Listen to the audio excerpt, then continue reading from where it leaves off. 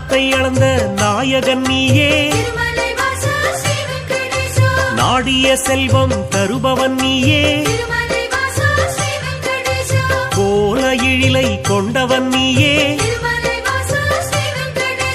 கோவிந்தா என்றால் அருள்பவன் நீயே, மாலவன் என்று உனை அழைப்போமே, மாமலை எழில் வாழ்பவன் நீயே,